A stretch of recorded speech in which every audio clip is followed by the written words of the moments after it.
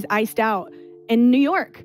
And I called him and I was just crying and I was like, Blake Shelton and Kelly Clarkson have always insisted they're like siblings, bickering on camera, clashing over contestants, and throwing playful jabs that fans couldn't get enough of. But what if all that chaos was covering something deeper? They've stood by each other through messy relationships, a very public divorce, and a brutal settlement aftermath. And yet, Blake never fully said what was really on his mind until one unexpected moment on live television changed everything. A friendship built on trust. For nearly 15 years, millions of viewers watched Blake Shelton and Kelly Clarkson bicker, laugh, and occasionally scream at each other on television. And something about those exchanges always felt like the way actual siblings behave when they know no one is really keeping score. The speculation about what lay beneath that chemistry, whether it was purely professional, genuinely affectionate, or something more complicated, has followed them through every season of The Voice and every joint interview. Now, Blake Shelton has finally confirmed what many suspected all along,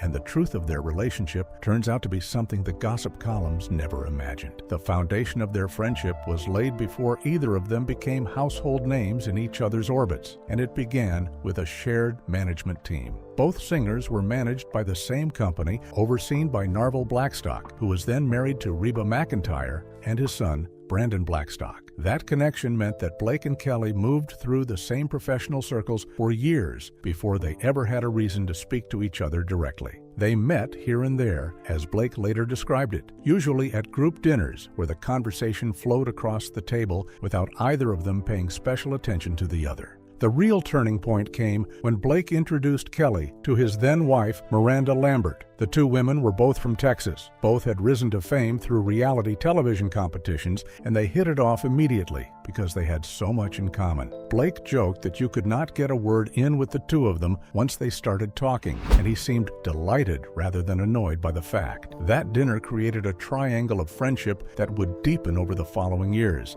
and it marked the moment when Kelly stopped being just another industry acquaintance and started becoming something closer to family. Blake once described the friendship between him and Kelly as so inbred, using the word to capture how thoroughly their lives had become tangled. They became friends, and then Kelly got engaged to Brandon Blackstock, who was not only Blake's manager, but also one of his best friends. The circle completed itself in a way that made it impossible to imagine where one relationship ended and another began. The public dimension of their friendship took off in early 2012, though the signs had been there a few months earlier. In December of 2011, Kelly tweeted support for Ron Paul, a candidate seeking the Republican nomination for president, and she received immediate backlash from fans who disagreed with her politics. Blake stepped into the controversy without hesitation, publicly defending her in a tweet that read, "I love you. I'll listen to your viewpoints anytime, and I really wouldn't mind throat-punching someone for you either." Kelly replied with a simple thanks and a smiley face, but the message was clear. This was not a man who stayed silent when his friend was under attack. A few weeks later, Kelly spent New Year's Eve in Oklahoma with Blake, Miranda, and Adam Levine, who was then Blake's co-coach on The Voice. The four of them rang in 2012 together, and the image of Kelly Clarkson in rural Oklahoma suggested a comfort level that went far beyond professional obligation. When Blake brought Kelly onto The Voice during Season 2 as a celebrity mentor for Team Blake, she explained her approach to the role in terms that revealed why she had always been reluctant to take a permanent judging position anywhere. She said that the thing she loved about The Voice was that the coaches were more mentors than judges, and she would never really want to be a judge just because she did not want to break people's hearts. She joked that she wanted to audition for The Voice herself just to see if she could get the chairs to turn around, a comment that landed exactly as she intended. The audience loved her, and the producers took note. Their first onstage collaboration happened in Los Angeles on April 3, 2012, during Kelly's Stronger tour at the Nokia Theater. Blake replaced Jason Aldean, who normally appeared as a hologram for their duet, Don't You Want to Stay? Reba McEntire also joined Kelly during the same show, performing Because of You. But the moment between Blake and Kelly carried a different energy. Kelly introduced him to the crowd by saying that she loved him, that he was so awesome, that she loved his music and his cursing, and the way he messed with people all the time. They hammed it up and over-dramatized the performance, just for kicks, looking more like two friends singing karaoke than like professionals offering a polished performance to an entire arena. They also collaborated on Blake's Christmas album, Cheers, It's Christmas, released in 2013 and 2014. And nearly a decade later, on September 19, 2022, Blake appeared on The Kelly Clarkson Show to promote the new season of The Voice. Kelly spontaneously joined him in singing Austin, his 2001 debut single, and Blake acted surprised, even though the moment had almost certainly been planned. Blake sang the first verse alone, and Kelly added harmonies in the chorus. At the final line, Blake pointed to Kelly and let her take the solo ending. After the song, she told the audience that Blake fans already knew how good the song was, but they really needed to listen to the whole thing because that last chorus was so good. Their chemistry has always been undeniable, and everyone knows they both have nothing but love for each other. But that love would be tested in ways neither of them anticipated when Kelly's marriage to Brandon Blackstock began to fall apart, and Blake found himself caught between his best friend and the woman he had come to regard as a sister. The choice he made and the person he chose to defend would reveal more about the nature of their friendship than any duet or television appearance ever could. The role Blake played in her divorce. When a marriage ends between two people who are both deeply connected to the same tight circle of friends and colleagues, the people in that circle are forced to choose sides whether they want to or not. Blake Shelton found himself at the exact center of such a circle in June of 2020 when Kelly Clarkson filed for divorce from Brandon Blackstock. Brandon was not just Kelly's husband. He was also Blake's longtime manager and one of his closest friends. The position Blake was placed in would have been uncomfortable for anyone, but the choice he made and the person he chose to stand beside told the world everything about where his loyalties truly rested. Brandon Blackstock was a music manager by profession. Through his father, he had grown up inside the country music industry, learning its rhythms and its relationships from a young age. The clients he managed included Blake Shelton, Rascal Flatts, and eventually Kelly Clarkson, herself during the years of their marriage. He also served as an executive producer on The Kelly Clarkson Show prior to the couple's separation in 2020, a role that gave him creative and financial authority over his wife's television project. Outside of work, Brandon had a pilot's license, and Kelly often referred to him with affectionate nicknames that suggested a playful admiration. She called him Mr. Manly Hunter Pilot Guy in a 2013 interview, and in June of 2018, she posted a photograph of him with the caption that she had married Maverick, adding that he had been flying for years and had finally bought himself a new aircraft. That kind of public affection would become harder to recall after the divorce proceedings began. Kelly and Brandon met back in 2006 at the Academy of Country Music Awards, when Brandon was still married to his first wife, Melissa Ashworth. Kelly later explained that they stayed in touch platonically for years while Brandon remained married, and nothing happened between them during that time because he was not available. The reconnection came at the Super Bowl in 2012 when Kelly ran into Brandon again and learned that he was now single. She told the Daily Mail that Brandon was her manager's son and that she had known him for 6 years, but he had been married for most of that time. Then, suddenly, there he was at the Super Bowl, and he was single. The timing felt like fate to her, and the relationship moved quickly after that. Brandon proposed in late 2012 once his divorce from Ashworth was finalized, and the couple married in October of 2013 at Blackberry Farm in Wallen, Tennessee. They had 2 children together, a daughter named River Rose, born in June of 2014, and a son named Remy, born in April of 2016. For a while, the blended family seemed to be working. Brandon brought 2 children from his first marriage. Kelly had no children of her own before meeting him, and together they created a household of 4 kids across 2 biological mothers. It was complicated, but it was also functional, at least from the outside. Blake Shelton played an unexpectedly active role in getting the couple married in the first place. He told Holly Scoop in 2012 that he had looked Brandon in the eye and told him to grow up and figure out what he needed to do to marry this girl. Blake went on the record saying that he would do the music at the wedding or whatever else Brandon wanted because Brandon needed to ask Kelly to marry him. When Jay Leno asked Blake about the wedding later, Blake said he would have officiated the ceremony had the couple not eloped instead.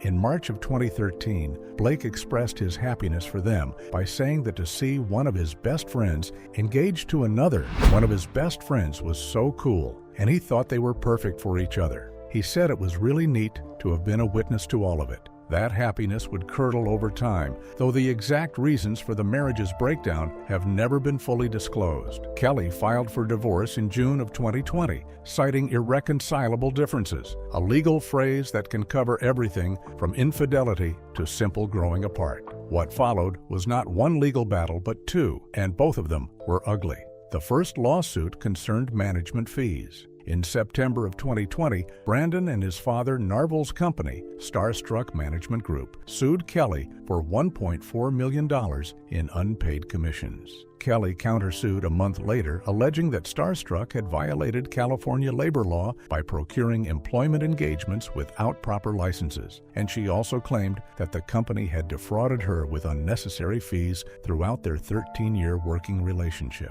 The California Labor Commissioner ruled in Kelly's favor in November of 2023, awarding her $2.6 million.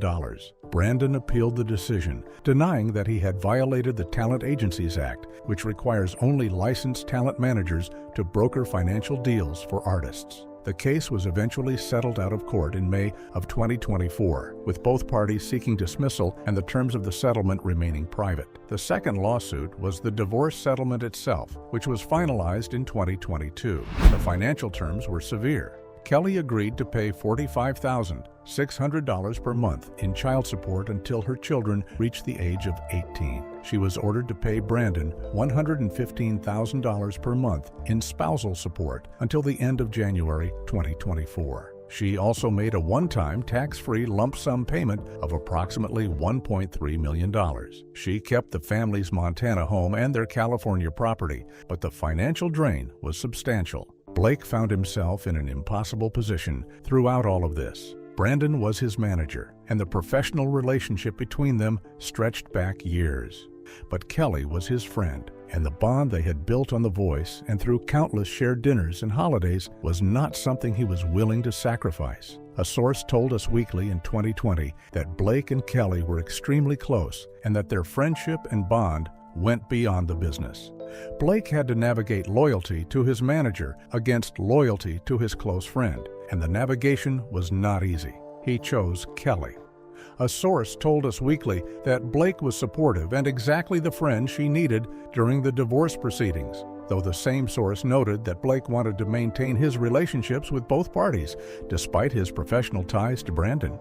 That balancing act became harder as the lawsuits dragged on, but Blake never publicly wavered in his support for Kelly. He did not speak against Brandon, but he showed up for Kelly in ways that did not require public statements. Reba McEntire, who was Brandon's stepmother through her marriage to Narvel Blackstock from 1989 until 2015, also took a more neutral position. She told Extra in October of 2021 that she was pulling for both of them and hoped they would be happy and healthy and pull through everything. She asked that everyone give them the encouragement they needed because they both needed it right then. Before the divorce, Reba had been effusive in her affection for Kelly, saying on The Talk in 2008 that she loved Kelly to pieces and that Kelly had been one of her best friends since they met in 2002. The divorce strained that relationship, as divorces often do, but Reba never took a public side. Through all of the lawsuits, settlements, and awkward public appearances, Blake Shelton continued supporting Kelly. But there was one moment when things between Blake and Kelly themselves nearly fell apart completely. A fight so personal and so intense that it threatened to undo everything they had built. The chaotic fight they had. For all the laughter and the duets and the public declarations of love, the friendship between Blake Shelton and Kelly Clarkson has always contained a significant amount of friction. And in the spring of 2018, that friction ignited into something much uglier than the playful bickering audiences saw on television. The fight was not about whose team a particular contestant would join, though that was the excuse offered to cameras. The fight was about money, about respect, and about the uncomfortable fact that Kelly Clarkson was making more money than Blake Shelton, despite the fact that he had been on The Voice since its very first episode, and she was a newcomer to the coaching panel. The numbers told a story that Blake could not ignore. During season 14, which aired in 2018, Kelly Clarkson reportedly earned $14 million per season. Blake Shelton, who had been sitting in those red chairs since 2011 and had become the face of the franchise, earned $13 million during that same period. $1 million might not sound like a significant difference in the context of multi-million-dollar salaries, but in the world of entertainment negotiations, the message was clear. NBC valued Kelly more than it valued Blake, at least in terms of what it was willing to pay. The context behind those numbers made the disparity even more difficult for Blake to accept. A source told Radar Online that Kelly would not have agreed to be on the show with Miley Cyrus, and that there had actually been a bidding war for her services. NBC saw Kelly as a prize worth pursuing aggressively, and they made her an offer that reflected that assessment. The strategy worked. Kelly joined the show, and the ratings immediately improved. But the strategy also created resentment, because Blake had never been the subject of a bidding war. He had simply been there, reliable and popular, and NBC had rewarded his loyalty with a salary that was suddenly lower than the newcomers. The humiliation did not stop with Kelly. In season 22, Gwen Stefani reportedly earned $15 million for her turn as a coach, which was $2 million more than Blake earned during the same season. His girlfriend was making more money than he was for doing the same job on the same show. Whether that bothered him privately or not, the optics were undeniable, and the pattern suggested that NBC considered Blake Shelton to be less essential to the show's success than two different women who had joined the panel long after he had helped build the franchise from the ground up. According to sources, Blake confronted Kelly specifically about the pay disparity, and the confrontation was not a calm discussion between colleagues. He allegedly went off on her, as one insider described it, and the argument escalated beyond the single issue of money. They fought over what the source described as unreasonable things like the size of a dressing room, which suggests that the pay disparity had opened a larger wound about status, recognition, and who deserved what. When two people are as competitive as Blake and Kelly, small slights can feel like major insults, and a dressing room is never just a dressing room. It is a symbol of how the network sees you, and the network seemed to be sending a clear message about who mattered more. The on-screen argument that viewers saw during season 14 was mild compared to what happened backstage.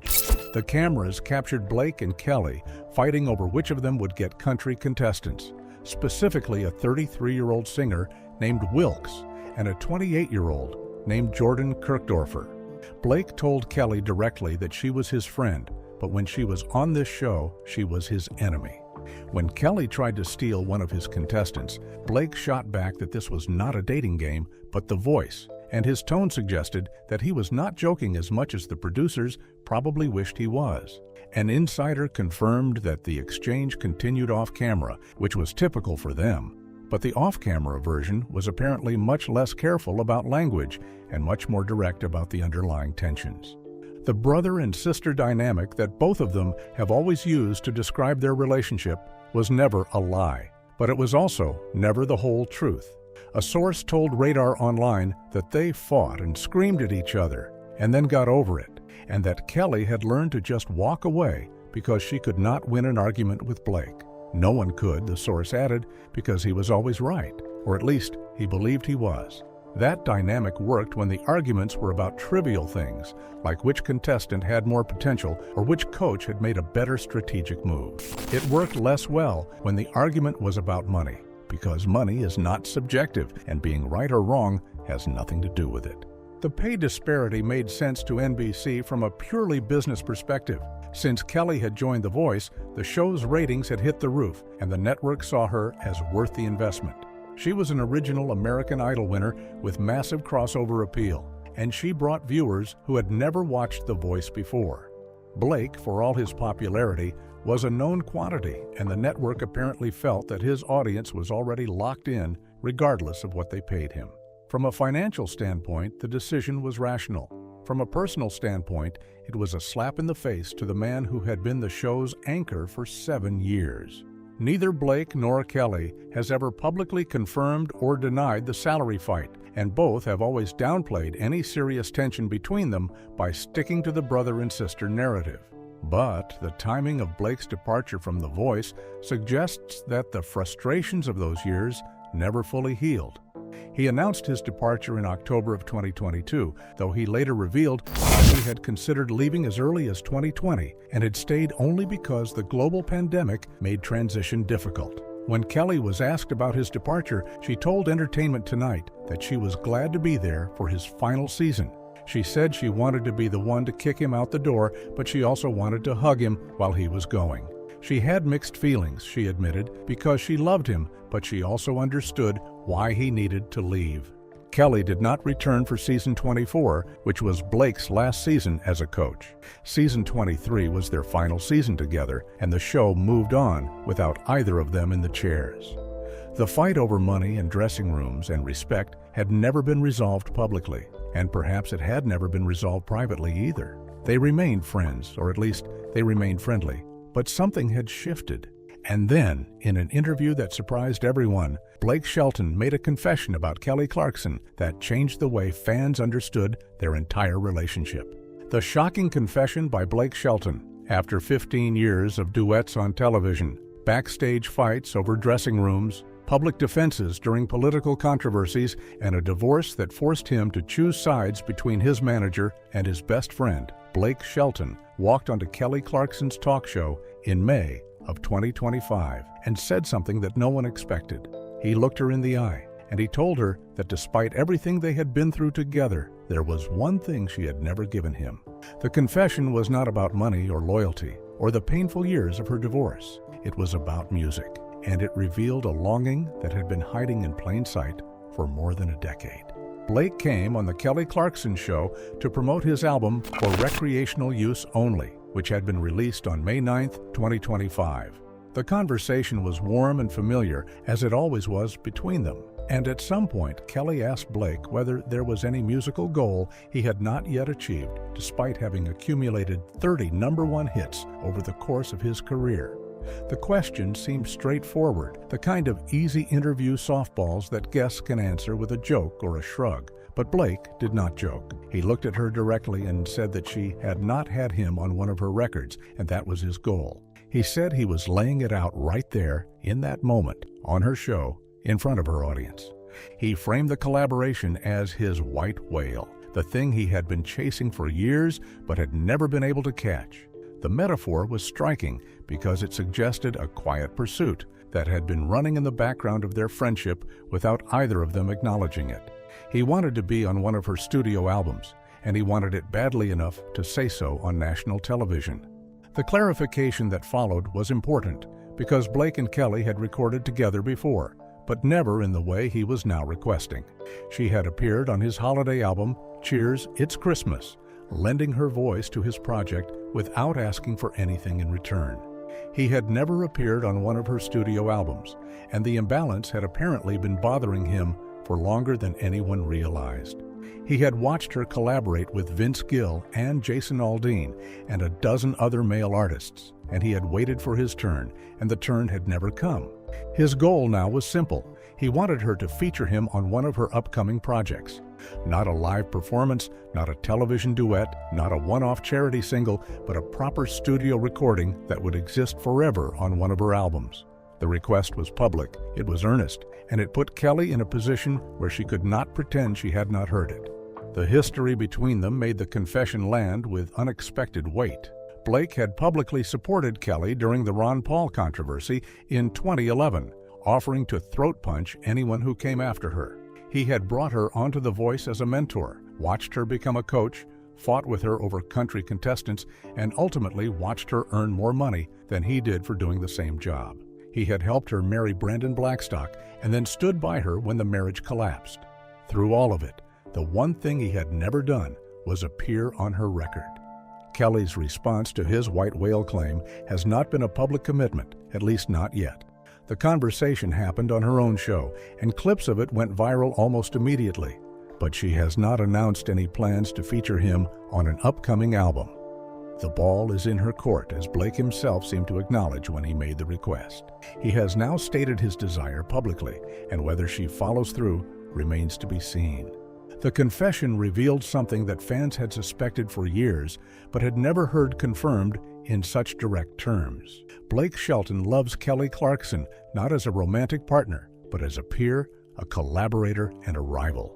He wants to be on her record because he wants to be remembered alongside her. because he believes their voices belong together in a studio where the microphones are warm and the takes are permanent. He has 30 #1 hits, a shelf full of awards, and a career that most country singers would trade their guitars for. But he does not have that one thing, and now he has finally admitted how much he wants it. Would you love to see Blake on one of Kelly's albums? Tell us in the comment section below. Don't forget to click on the next video on your screen, like this video, and subscribe to our channel for more updates.